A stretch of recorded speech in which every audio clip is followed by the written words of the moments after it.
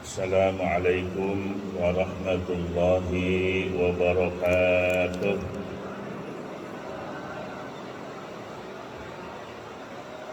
Lemes amat, ngantuk dingin ya. Bismillahirrahmanirrahim. Alhamdulillahi rabbil alamin. Wal aqibatu lil muttaqin. Wala udwana illa ala zalimin. Wassalatu wassalamu ala asrafil anbiya'i wal mursalin wa ala alihi wa sahbihi ajma'in, amma ba'd. Inni tawakkaltu ala Allah rabbi wa rabbikum ma min dabbatin illa huwa akhidhun binasiyatiha. Inna rabbi ala siratim mustaqim. Kaum muslimin dan muslimat jamaah Ahad Duha Jakarta Islamic Center yang semoga senantiasa dimuliakan Allah Subhanahu wa ta'ala, selalu sehat walafiat, panjang umur. Insya Allah kita tetap semangat beraktivitas mencari ilmu. Bapak Ibu sekalian yang dimuliakan Allah, Allah Subhanahu wa ta'ala menciptakan manusia dalam bentuk yang terbaik. Dalam Al-Quran Allah Subhanahu wa ta'ala menegaskan, laqad khalaqnal insana fi ahsani taqwim. Sungguh kami telah menciptakan manusia dalam bentuk yang terbaik, bentuk yang paling sempurna. Kita ini manusia diciptakan Allah adalah makhluk yang paling sempurna. Dibandingkan dengan malaikat, manusia itu terbaik. Apalagi dibandingkan dengan hewan. Dengan malaikat sekalipun, bahwa kita ini sebagai manusia fi ahsani taqwim, dalam bentuk yang terbaik. Manusia diciptakan sebagai makhluk yang paling sempurna. Coba lihat, mata kita dua, telinga dua, hidung lubangnya dua, ada mulut. Makanya kita ini diwajibkan, manusia kudu ngaji. Apa ngaji? Di Arab itu kagak ada yang namanya ngaji. Mana po ngaji? Kagak nemu. Ngaji itu adanya di Jawa. Ngaji sanga lan siji. Jadi orang ngaji itu menjaga lubangnya yang 9 yang dimiliki oleh manusia. Ada berapa Pak lubangnya manusia? 9. Telinga 2, mata 2, hidung 2, mulut 1. Yang nyumpat ada 2, jadi 9. Insya Allah kalau kita rajin ngaji, maka kita akan bisa menjaga yang 9 lubang itu. Jamaah sekalian yang dimuliakan Allah Subhanahu wa ta'ala, maka kalau kita bicara tentang manusia, saya mau tanya nih, manusia itu bahasa apa? Manusia itu bahasa Arab. Ada 2 versi manusia. Ada manusia. Kalau manusia, man itu artinya orang, siapa? Nusia, yang diberi sifat lupa. Jadi manusia adalah orang yang diberikan sifat lupa. Kalau manusia, ma itu sesuatu, nusia yang diberi lupa. Jadi manusia itu adalah sesuatu yang diberikan sifat lupa. Kalau orang Sunda lain lagi nih. Ada orang Sunda? Orang Sunda kata manusia, mana anusia. Nah. Tapi kalau orang Sunda bilang manusia itu disebutnya jelema. Ya, jelema. Kenapa dikata jelema? Jelema ngejejel di perut emak. Makanya disebutnya manusia. Merasa enggak kalau kita ini pernah ngejejel di perut emak? Merasa? Kapan? Kita pernah ngejejel di perut emak berapa lama? 9 bulan. Ada yang beda enggak?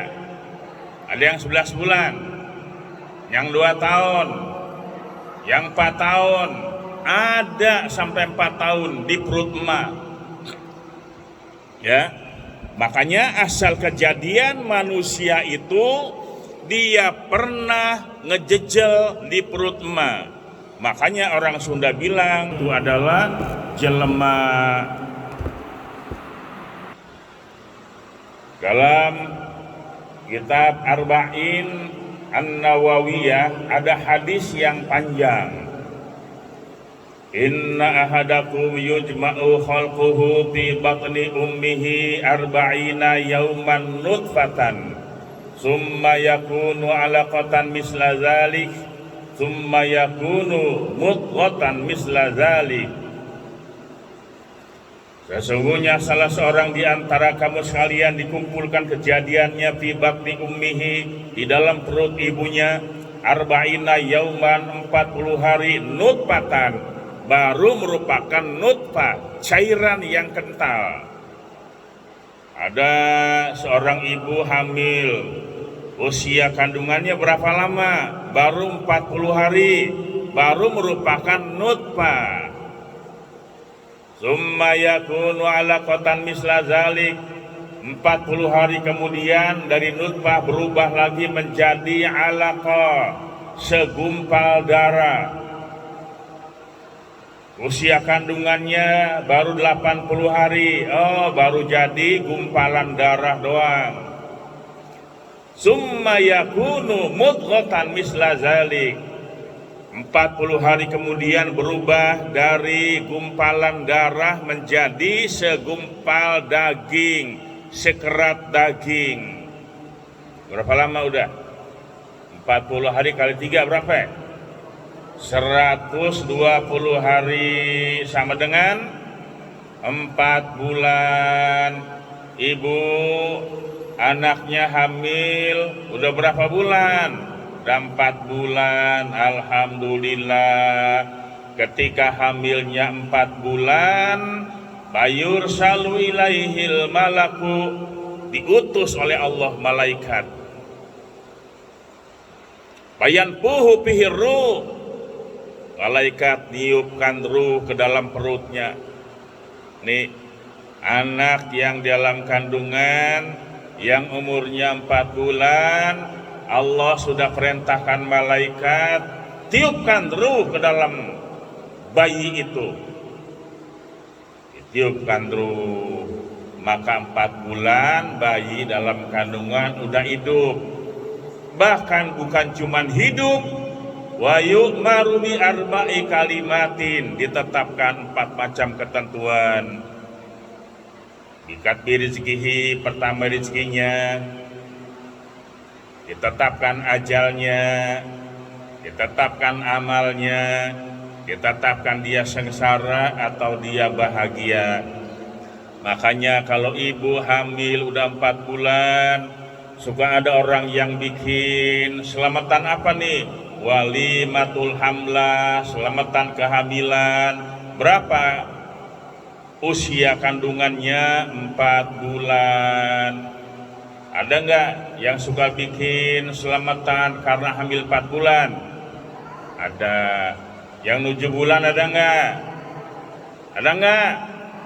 Boleh nggak? Boleh. Ada yang bilang itu bid'ah.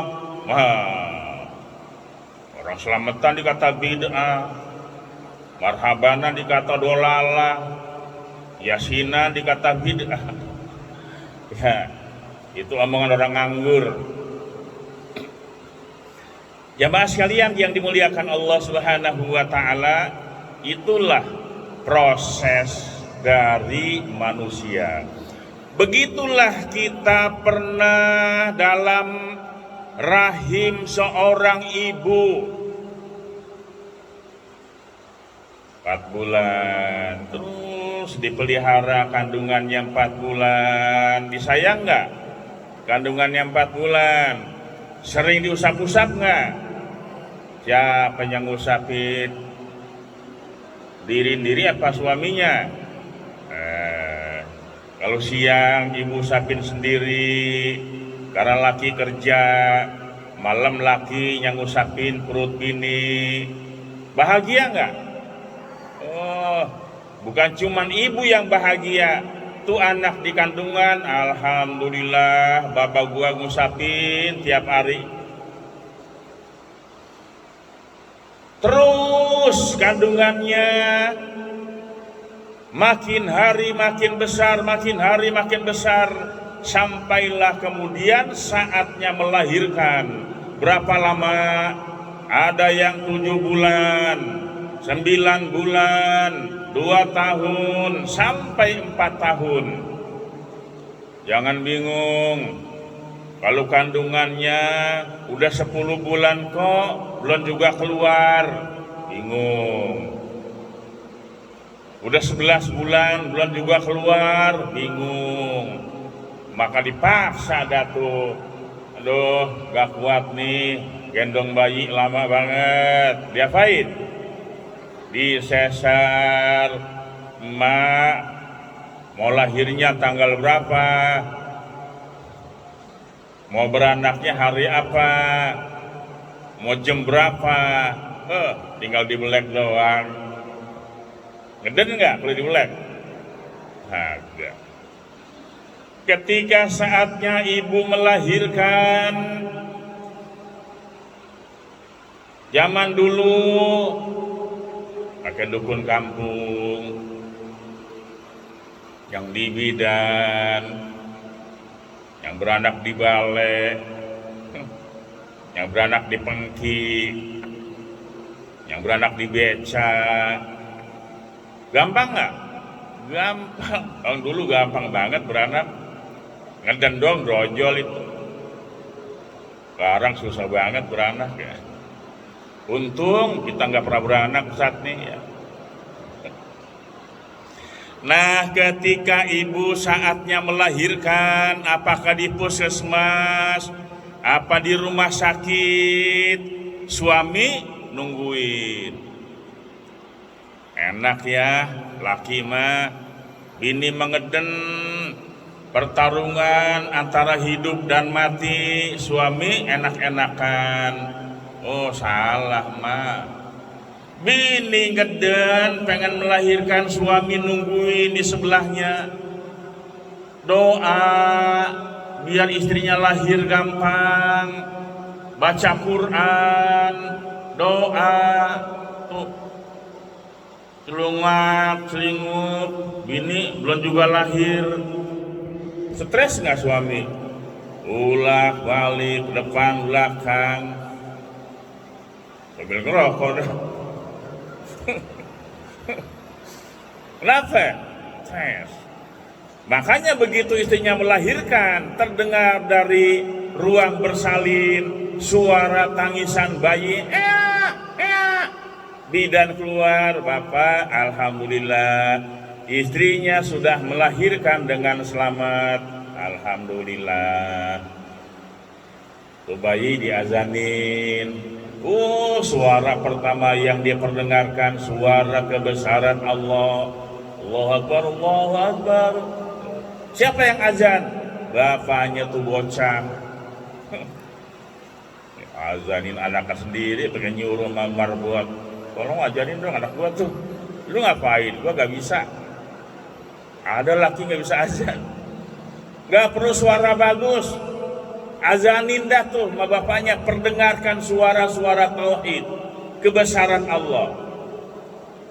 Sebelum mendengarkan suara-suara yang lain, azan diperdengarkan. Udah lahir, alhamdulillah anaknya perempuan. Pak, mohon maaf ya, rumah sakit ini kan paket bersalin, sekaligus bikin akta kelahiran dan lain-lain. Bapak, tolong kasih nama sekarang juga. Dia bingung. Ini nama siapa ya? Terserah bapak, kan bapak-bapaknya. Dalam tadi pas anak saya lahir, saya lagi baca Quran. Ulaika hum syarrul bariyah. Sadaqallahul azim, ditandain tuh. Wah, ini aja nih namanya nih. Siapa namanya Pak, ini aja nih. Ada di Quran nih, syarrul bariyah. Ini nama dah syarrul bariyah. Wah, dapat aja 40 hari Ustaz diundang. Ustaz, tolong ya, anak pertama lagi nih perempuan, biar jadi anak yang soleha, berbakti kepada ibu bapak, taat pada Allah dan Rasulnya. Iya, siapa namanya Bu? Syarrul bariyah. Baca tafsir syarrul bariyah, syarrul makhluqat, sejahat-jahatnya makhluk. Zombie nih. La ilaha illallah. Iya Ustaz, itu saya ambil dari Quran. Fir'aun juga ada di Quran. Berani nggak? Kasih nama anak yang laki-laki biar jadi raja, kasih nama Fir'aun. Ada nggak? Biarpun ada di Quran kan namanya syarrul bariyah, sejahat-jahatnya makhluk. Kalau pas lempengan yang berikutnya, ulaika hum khairul bariyah. Khairul bariyah bagus. Makanya ini kita manusia yang paling sempurna, bukan hanya bentuk fisik saja, tetapi dimulai juga dari sebuah nama. Biarpun kata William Shakespeare, what is name? Apa sih artinya nama? Padahal kata Nabi, al-asma min ba'did du'a, nama itu bagian dari doa. Ibu sering manggil anaknya namanya Soleh. Dia manggil anak sekaligus mendoakan anaknya. Namanya siapa? Ahmad, ta'al ya Ahmad kemari, doa juga. Kan? Nama itu bagian dari doa. Setiap kali orang tua memanggil, setiap kali anak-anak memanggil anak kita, namanya bagus, sekaligus dia memanggil, sekaligus dia mendoakan. Makanya orang tua jangan panggil nama anak sembarangan. Anak kesenondong, jenong, mari lo warung. Tahuan anak jenong, panggil jenong. Pesek, mari lo. Doa. Tega banget orang tua. Monyet, mari lo. Doa. Ibu bapak sekalian yang saya muliakan, yang bertanya nih, kita ngobrol ya. Waktu ibu melahirkan anak, brojol, anaknya nangis apa ketawa? Nangis. Kalau ada yang anaknya ketawa, begitu lahir, lapor mas saya ini. Pak, saya beda tuh. Begitu melahirkan, nyengir, ketawa. Ternyata nggak ada. Semuanya menangis. Anak yang keluar dari rahim ibunya menangis. Padahal ayahnya, ibunya, tetangga, keluarga berdatangan menyambut gembira karena lahirnya sang bayi. Senang nggak? Senang. Tangga datang pada bawa kado. Keluarga datang ucapkan selamat. Semuanya bahagia. tapi yang disambut gembira, yang disambut dengan bahagia, justru malah nangis. Maka ulama berkata, waladatka ummuka yabna adam bakian wan nasu laka yadhakuna surura. Ketika engkau dilahirkan dari kandungan ibumu, kamu dalam keadaan menangis, padahal manusia sekitar kamu itu tertawa. Wajhad li nafsika an takuna idza bakau fi yaumi mautika dhahikan masrura. Berusahalah kamu, kalau ketika kamu lahir menangis, orang lain tertawa bahagia, nanti kelak saatnya kamu yang mati meninggalkan dunia ini, kamu yang tertawa, orang lain yang dulu ketawa sekarang nangis. Pengen begitu ya? Oh, dulu kita lahir nangis, orang ketawa bahagia. Begitu kita yang meninggal dunia, kita yang ketawa, wajahnya cerah ceria, berbekal amal yang soleh, siap menghadap Allah.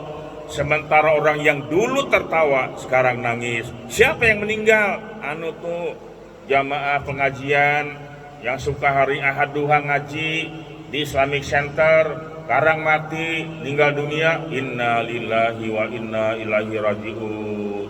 Orang berduka cita, semuanya merasa kehilangan.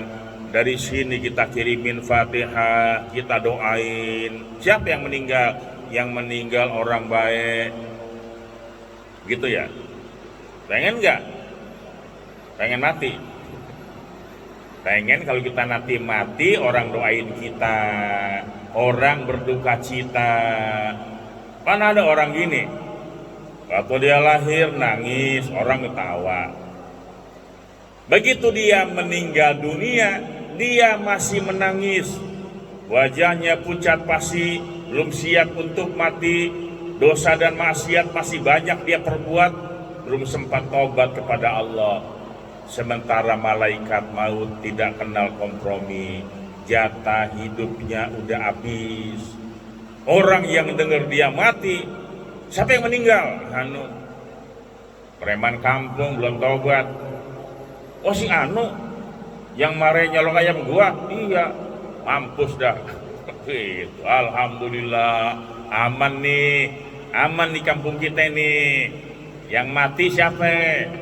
Biasa bandar narkoba, biang brengsek. Nah, ini waktu lahir nangis orang ketawa, begitu mati dia masih nangis, orang masih ketawa.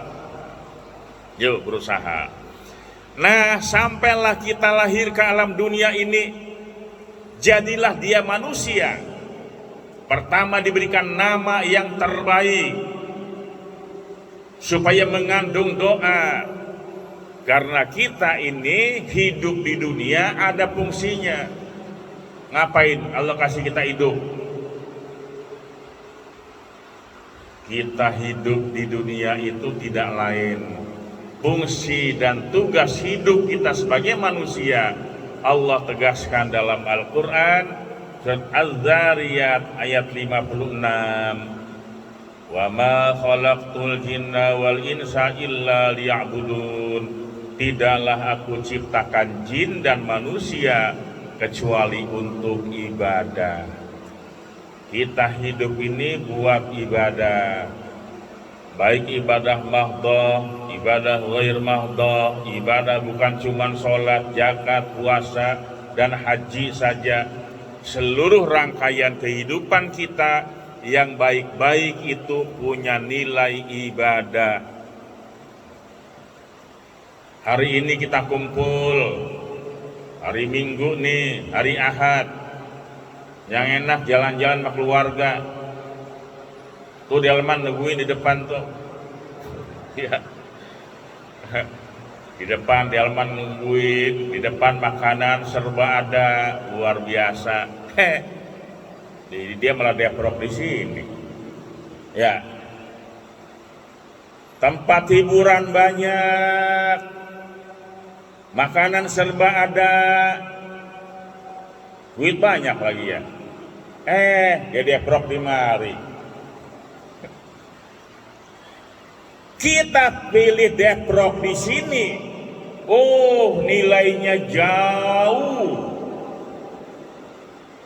dibandingkan dengan orang-orang yang hari Ahad ini rekreasi, cari hiburan.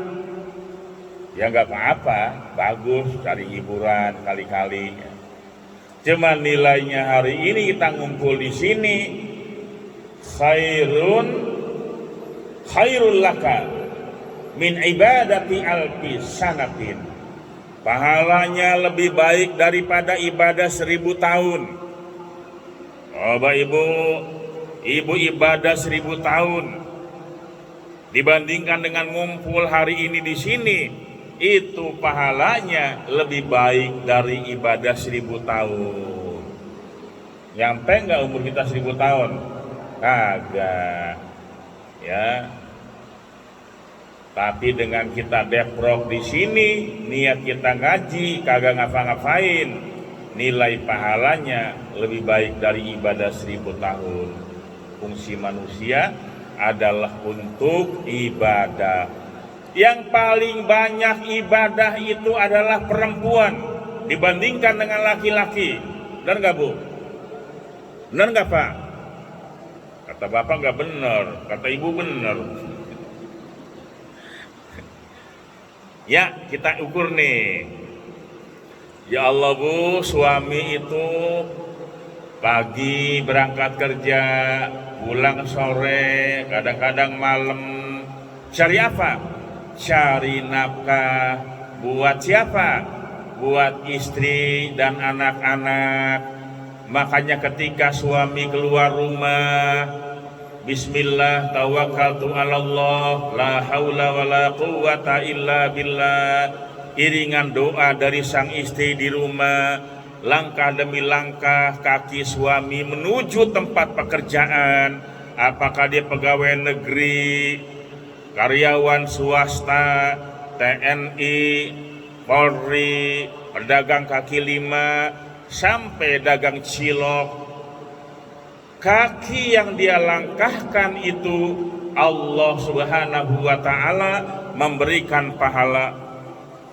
Setiap keringat yang netes dari tubuhnya ketika dia kerja, Allah Subhanahu wa ta'ala mengampunkan dosa-dosanya.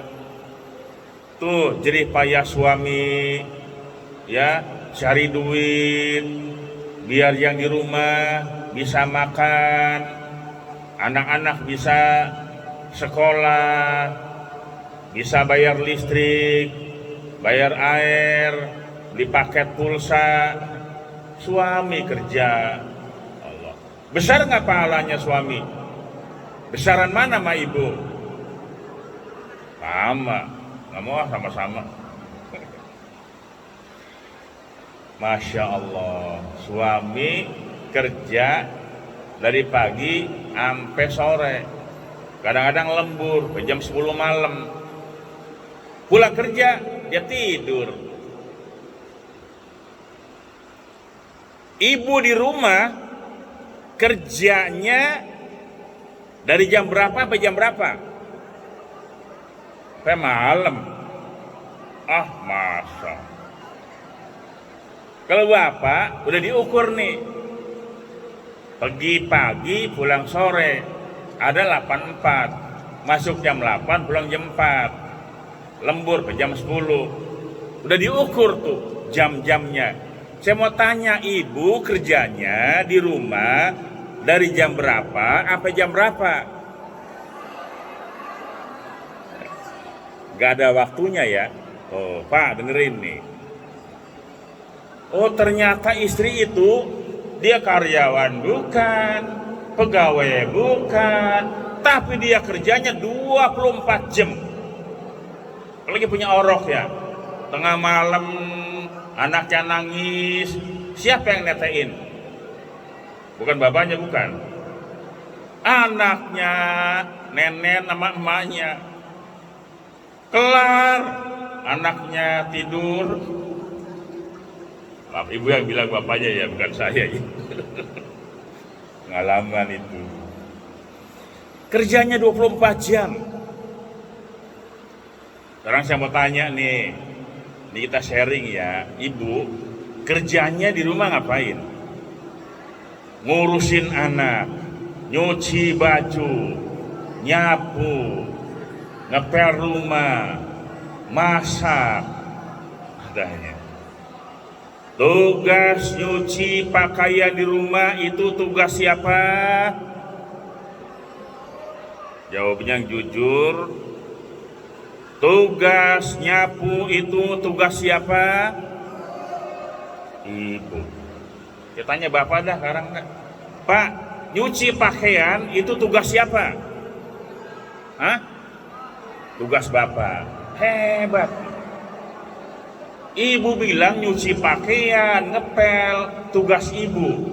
Saya tanya bapak, ngepel, nyapu, tugas siapa Pak? Tugas bapak. Ini luar biasa. Jarang-jarang bapak kayak begini nih. Insya Allah. Yang mau tanya nih, kepala keluarga kita di rumah itu bapak apa ibu? Bapak. Dari mana taunya?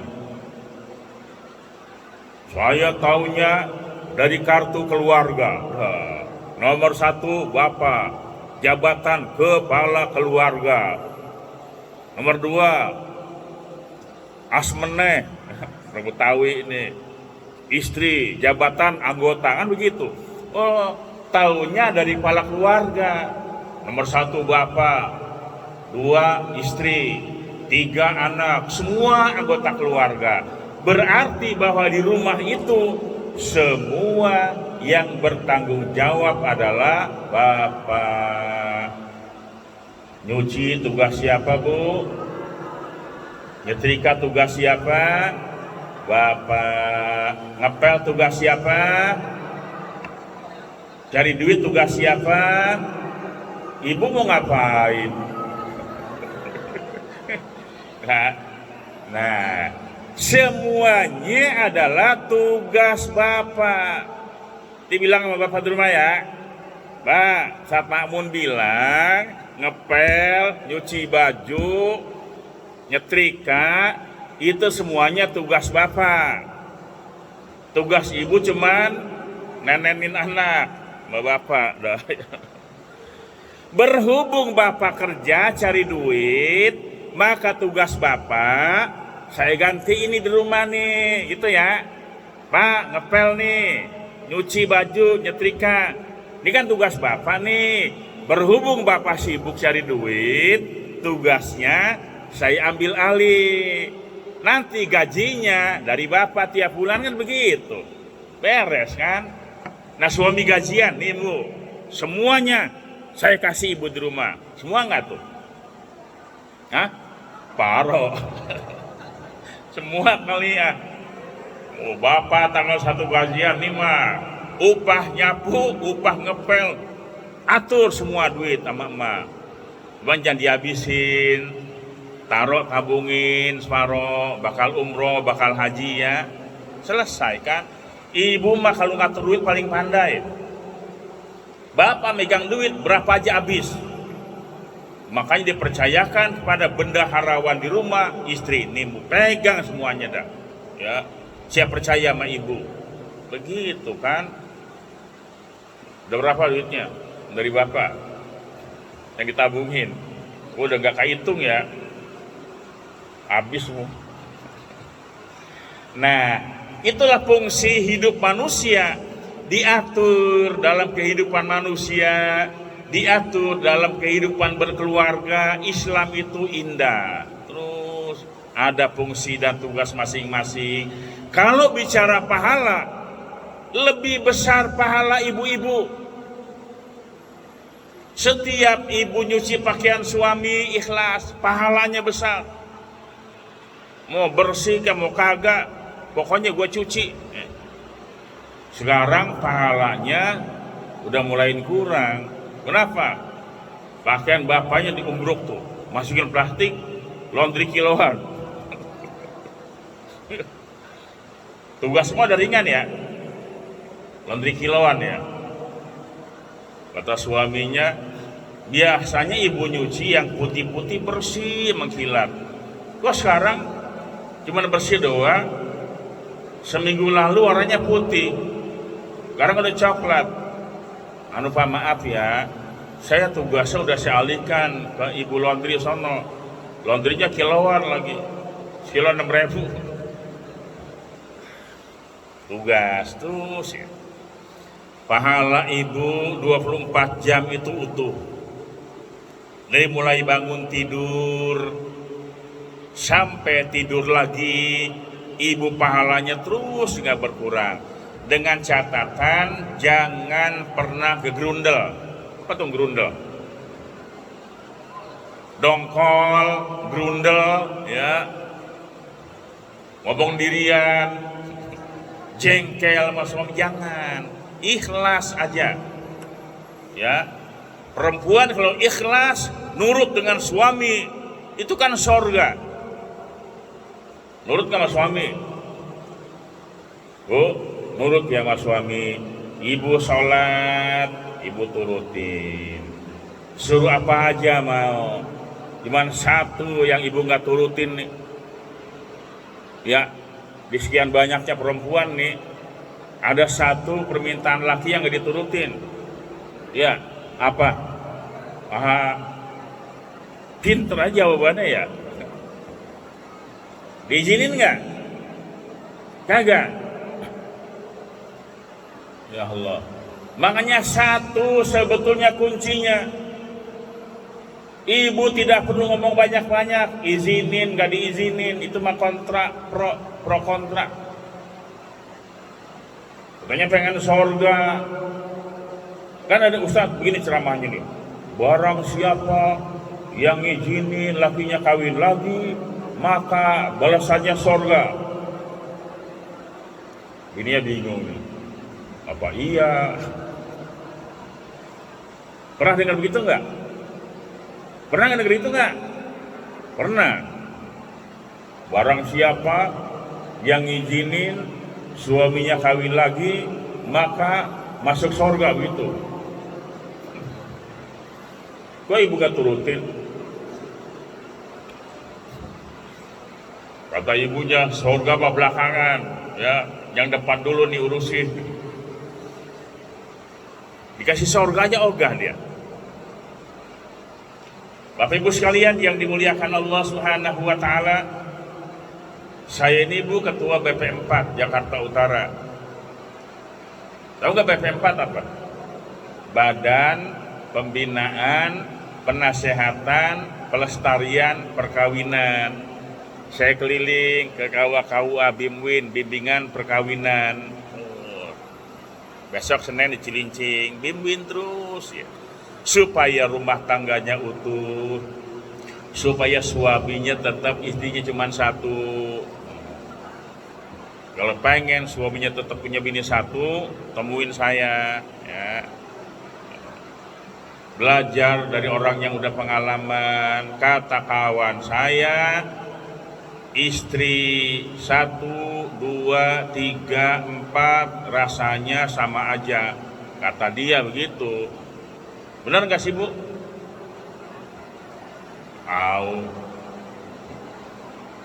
Ini mah kata yang udah pernah. Wah, Ustaz, istri 3, 4 rasanya sama aja. Nah, ini modal nih buat ibu nih. Bilang sama bapaknya, Pak, kata yang udah pengalaman, istri 4 rasanya tetap satu. Daripada istri 4 rasanya satu, mendingan istri 1 rasa 4. Nah, ini yang ada di sini ini biar semuanya punya rasa 4. Nano-nano ya. Apa rasa 4? Ya rasa pusing, rasa pening. Nah, begini aja, Bapak pengen senang apa pengen tenang? Katanya Buddha, pengen senang apa pengen tenang? Senang. Bapak pengen tenang apa senang? Tenang. Kalau pengen senang, ayo dah. Kawin di mana-mana dah, ya senang kan? Malam berbo di mari, malam besok di sono, senang nggak dia? Senang, wah duit banyak nih. senang dia. 2 tahun kemudian digempor. Itu kalau pengen nyari senang. Tapi kalau pengen nyari tenang, atuh aja dirawat dah. Tenang kan? Duit dikit keluarnya. Itu mah terserah masing-masing ya. Tapi saya mah sampai hari gini masih tetap satu. Ya, satu untuk selamanya. Kenapa? Pengen tenang, bukan pengen senang. Yang enak sih senang dan tenang, begitu. Bapak Ibu sekalian yang dimuliakan Allah Subhanahu wa taala, jadi ibadah. Seluruh aktivitas yang kita lakukan punya nilai ibadah. Kerja ibadah, ngurus rumah tangga itu ibadah. Yang penting dari hati yang ikhlas. Jangan ngedumel, jangan gerundel. Ya, semua kita jalani dengan ikhlas. Kayak kita ngaji nih, dari rumah kemarin ini ikhlas banget. Ya Allah. Makanya kalau pengen rumah tangganya harmonis, rajin ngaji. Orang yang rajin ngaji itu, maka dia dapat memberikan perhatian yang lebih kepada keluarga. Kenapa? Kita nih ngaji. Hasil dari kita ngaji, keluarga tambah baik, istri, suami, anak-anak tambah rukun, tambah harmonis. Jangan dikira bahwa Islam itu agama kampungan. Islamlah yang mengajarkan bagaimana cara hidup kita lebih baik, lebih harmonis di dalam menata keluarga dan rumah tangga. Ibu sekalian dan Bapak yang saya muliakan, saya kira ini saja, waktu kita sudah habis. Dan mohon maaf yang sebesar-besarnya, ini baru pembukaan bagaimana fungsi dan tugas hidup kita manusia. Masih banyak tugas hidup kita manusia. Ini baru mukadimah yang saya sampaikan.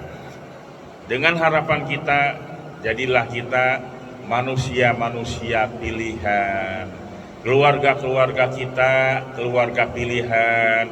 Suami, istri, dan anak-anak makin hari makin bertambah rukun, makin bertambah harmonis, dan selalu kita taat kepada Allah dan Rasul-Nya, supaya keluarga kita lebih tentram dan lebih nyaman.